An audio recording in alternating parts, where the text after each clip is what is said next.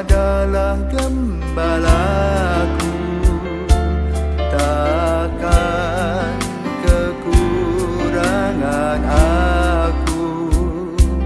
Ia membaringkan aku di padang berumput hijau. Saudara-saudari yang terkasih di dalam Kristus, selamat pagi. Salam jumpa lagi dalam Sabda Siap Saji, Sabtu 30 Desember, hari ke-6 dalam oktav Natal.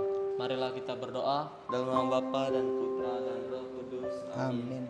Allah Bapa Maha Kuasa, kami mohon semoga kelahiran Putramu sebagai manusia baru membebaskan kami dari perbudakan manusia lama. Dengan pengantaran Yesus Kristus Putramu yang hidup bersama Dikau dalam persatuan Roh Kudus Allah kini dan sepanjang segala masa. Amin. Tuhan bersamamu Dan bersama Inilah Injil Yesus Kristus menurut Lukas. Dimuliakanlah Tuhan. Lukas bab 2 ayat 36 sampai dengan 40. Ketika kanak-kanak Yesus dipersembahkan di bait Allah, ada di Yerusalem seorang nabiah perempuan, anak Fanuel dari suku Asher, namanya Hana. Ia sudah sangat lanjut umurnya, sudah menikah, ia hidup 7 tahun bersama suaminya dan sekarang ia sudah janda berumur 84 tahun. Ia tidak pernah meninggalkan bait Allah dan siang malam beribadah dengan berpuasa dan berdoa. Pada hari kanak-kanak Yesus dipersembahkan di bait Allah, Hana pun datang ke bait Allah dan mengucap syukur kepada Allah serta berbicara tentang kanak Yesus kepada semua orang yang menantikan kelepasan untuk Yerusalem. Setelah menyelesaikan semua yang harus dilakukan menurut hukum Tuhan, kembalilah Maria dan Yusuf beserta kanak Yesus ke kota kediaman mereka, yaitu kota Nazaret di Galilea. Anak itu bertambah besar dan menjadi kuat, penuh hikmat dan kasih karunia Allah ada padanya. Demikianlah sabda Tuhan. Terpujilah Kristus. Selamat pagi Romo. Selamat pagi David. Selamat pagi Ibu Silvi. Selamat pagi Romo. Selamat pagi para Tipsal. Pagi. Romo, saya ingin bertanya, Injil kali ini itu maksudnya untuk menjelaskan kepada kita tuh tentang apa, Romo? Terima kasih untuk pertanyaan. Kita mempunyai kebiasaan-kebiasaan. Ya. Kalau ibumu mempersiapkan di meja makan piring, senduk, garpu, itu tandanya apa? Sayang sama kami anak-anak. Nggak dikasih makan. Kalau nggak dikasih makan, tinggal disayang. Tidak, tanda ada piring dan senduk dan garpu itu tanda bahwa ibumu siapkan makan. Ya, ketika ibumu siapkan baju, handuk, kamu mau makan? Apa? Mau apa?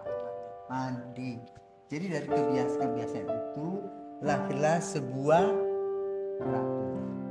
Ya, Musa setelah membawa umat Israel dari Mesir, tinggal 40 tahun di Gurun Sinai, memberikan begitu banyak ilmu, tata aturan yang luar biasa.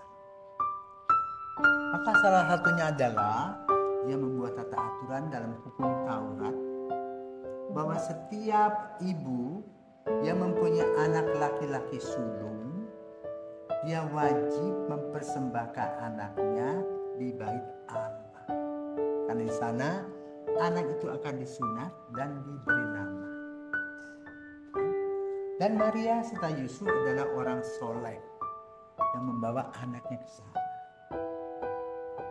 Kemarin kita mendengar kisah tentang bagaimana Simeon menggendong bayi Yesus dan berkata, sekarang Tuhan, biarkanlah hambamu berpulang dalam damai Tuhan, karena aku sudah melihat keselamatan.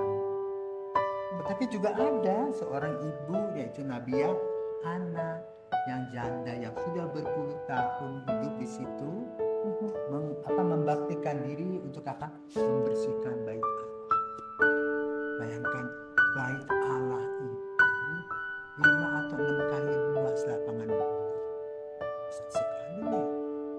dengan sukacita membersihkan semua bagian yang merupakan bagian dia. Nah, ketika dia membersihkan itu, dia melihat bayi Yesus. Ya. Mungkin bayi Yesus ini buat gemes ya. Selalu senyum dan ketawa, kikik, masih kecil itu. Lalu Simeon menggendongnya, tetapi dia berpikir dia seperti tidak punya hak. Ya sudah, dia hanya senang melihat, mendengar, memperhatikan mimiknya Yesus dan memberitakan kepada orang-orang. Itulah tugas pelayanan. Maka pada hari ini Injil membicarakan soal itu. Maka ini kita bertanya kepada seorang ibu. Nah, Ibu Silvi ini dulu masih seunut. Iya. Zaman kamu belum ada. Iya. Kamu baru di sini 80-an ya. Saya lulus 87, jadi ya. 84, 85 ya. Itu mereka mahasiswa biasa malam minggu datang ke sini. Ya, dari pasar kumpul para mahasiswa. Sekarang mereka sudah jadi orang-orang hebat. Juga jadi ibu-ibu, jadi bapak-bapak. Nah, sekarang saya mau bertanya. Tadi kita mendengar tentang Hana ya, yang bangga menceritakan tentang Yesus padahal dia tidak menggendongnya. Sama seperti peranan seorang ibu, ya, terutama kalau dalam perkawinan tuh. Bapaknya yang bawa anaknya, ibunya nonton saja. Kan begitu? Iya. Ya. Ini peranan ibu luar biasa. Mulai pagi-pagi membangunkan anak-anak, masak air, masak nasi, bla bla bla dan sebagainya dan seterusnya. Ya. Tetapi kadang-kadang tidak diperhitungkan. Tetapi seorang ibu mempunyai kepuasan batin tersendiri ketika anak-anaknya tumbuh dan berkembang. Bagaimana sekarang you sebagai orang ibu? Dulu kan gadis, sekarang jadi seorang ibu, anak sudah besar. Bagaimana perjuangan seorang ibu beri makan mereka, memberikan nilai-nilai pendidikan nilai dan sebagainya. Dan menghadapi anak-anak masa pubertas dan sebagainya. Silakan bercerita supaya para kita mendengarkan bagaimana menjadi seorang ibu tidak gampang. Ya, jadi seorang ibu memang nggak gampang dan nggak ada pelajaran sekolah bagaimana menjadi ibu.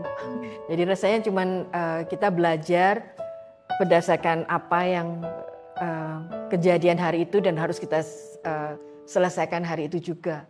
Kadang kita bisa bertanya sama orang-orang yang sudah pernah mengalami hal yang sama, tapi kadang-kadang hal yang kita punya itu benar-benar unik. Jadi nggak ada memang mungkin mirip tapi tidak selalu sama.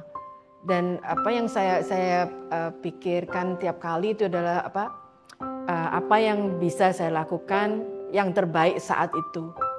Kadang saya sudah lakukan saat itu, saya pikir terbaik, ternyata beberapa saat kemudian saya pikir, seharusnya saya buat seperti ini. Jadi kalau ini mungkin hasilnya lebih bagus karena anak saya bakal dapat seperti ini. Tapi ya saya pikir yang saya tahu dari kakek saya juga tiap anak punya berkatnya sendiri. Kakek saya bilang jangan khawatir. Meskipun saya sendiri khawatirnya banyak. Banyak sekali khawatirnya. Gimana nanti kalau mereka nggak bisa sekolah, bagaimana nanti mereka kalau udah dewasa, kalau saya nggak bisa bantu, gimana nanti kalau mereka sudah berumah tangga, bagaimana nanti cucunya. Rasanya jadi ibu merupakan pekerjaan yang jauh lebih besar, jauh lebih nggak bakal selesai sampai saya nggak ada pun mungkin sebagai ibu tetap harus mendoakan anak, jadi nggak bakal stop, kayak Pak anaknya udah umur sekian jadi stop, saya nggak bakal jadi ibu, nggak bisa seperti itu. Dan tentang yang tidak selalu dapat penghargaan, ya memang begitulah. Jadi kadang kamu melakukan sesuatu, kalau anaknya melihat, anaknya mengerti, bilang, oh terima kasih ibu. Tapi kadang-kadang hal itu terjadi kalau saya seumpamanya saya di rumah tiap hari masak. tiap hari kasih anak-anak makan. Mereka ya kadang mereka suka, kadang mereka nggak suka. Tapi sekali mereka harus keluar, mereka pergi ke tour dengan sekolahnya, itu dia bilang, baru sekali ini saya tahu Mami kalau masa kita ini semua di rumah ini benar-benar di pampered, lebih banyak kita banyak makan makanan yang enak-enak dibandingkan teman-teman saya, karena teman-teman saya itu lihat something, mereka bilang ini enak sekali, padahal saya mikir ini tidak enak sama sekali. Dan kalau Mami pergi, yang saya mau Mami cepat-cepat kembali karena nggak enak makan kalau nggak ada Mami. Jadi nggak cuman, I think juga bukan karena makanannya, juga mereka mikir kalau ada ibu. Seperti kalau kamu merasa aman, nyaman, kalau ada apapun yang terjadi, saya bisa bergantung, maksudnya panggil ibu dan nanti ibu akan menolong. Dulu ya, kalau tidak salah, Ibu Silvi ini jadi pengantin diberkati di gereja paginya, siangnya sudah di Surabaya. Ya, ke Jakarta. Ke Jakarta naik pesawat. Ya, lalu sekarang nggak betah di Indonesia, tinggalnya di Kanada. Nah sekarang kita mau dengar, di Indonesia itu kan sering guyup toh, sering kongkong, ngobrol-ngobrol. Yang di Kanada itu kan berbeda, ya, berbeda cara, budaya dan sebagainya. Coba mungkin bisa mengekspresikan, menerangkan, men-sharingkan pengalaman sebagai ibu di negara Kanada pada musim dinginnya dan seterusnya. Waktu pertama kali saya nyampe di Toronto, itu masih belum winter, tapi saya tidak pernah sama sekali tinggal di sana sebelumnya. Jadi waktu anak si Joshua Aditya pergi ke sekolah, saya pikir kamu harus pakai baju winter yang tebal. Jadi harus ada namanya tuh ada long john di dalamnya, terus habis itu luarnya baru pakai yang baju winter yang tebal-tebal. Saya pikir ini anaknya kan panas di dalam. Jadi supaya nggak terlalu panas, saya nggak kasih dia celana panjang. Dia cuma pakai long john, dan long johnnya itu waktu itu bolong. Terus itu saya bilang ya udah pakai itu, terus dikasihin yang baju yang tebal-tebal yang wool itu, baru pakai jaket. Ternyata saya tahu setelah itu jaket sama yang ininya dilepas kalau sebelum masuk ke kelas. Jadi anak saya waktu itu mungkin pakai long john yang bolong-bolong. Terus pernah ada namanya show and tell. Tapi waktu itu anak saya bilang show and sell Mami. Terus dia mau bawa barang mobilnya yang besar yang dikasih sama omanya di sini. Saya bilang kok show and sell, nanti kamu dijual, ini kamu enggak punya lagi. Saya bilang kita kan baru nyampe. Saya suruh bawa mainan yang kecil yang jelek banget. Ini kalau ini orang nggak usah, nggak apa-apa, dah mau dikasih juga nggak apa-apa. Salah ternyata. Saya selama 3 bulan pertama saya memberitahu anak saya gimana cara pronunciation, gimana cara ini. Tapi setelah selesai 3 bulan dia mulai ganti. Dia yang kasih tahu saya, salah Mami, ngomongnya bukan begitu. Ininya harus begini. Saya belajar banyak tentang di sana semuanya kan harus kerja sendiri. Nggak ada pembantu, nggak ada supir, nggak ada nanny, nggak ada, semuanya harus kerjain sendiri. Jadi waktu untuk berkumpul sama orang-orang kayak kita di sini, yuk ngopi yuk. Nggak mungkin bisa ngopi yuk berarti kamu ada waktu beresin kamar mandi, cuci piring, semuanya kita kerjain sendiri. Jadi vacuum, cuci baju, kebun di belakang. Jadi banyak pekerjaan yang dulu saya nggak tahu saya harus kerjain. Saya harus belajar ngecat tembok, bikin meja. Ya. Sama akhirnya teman saya dare saya bilang kamu harusnya jadi stand up comedy. So, akhirnya dan yang lucunya saya kerja sebagai pegawai negeri di sana, pegawai negeri di Kanada. Saya pegawai negeri untuk federal. Pekerjaan saya inspeksi di pabrik makanan. Tapi anak-anak saya lebih bangga saya jadi komedian. Ya, saya ada beberapa teman yang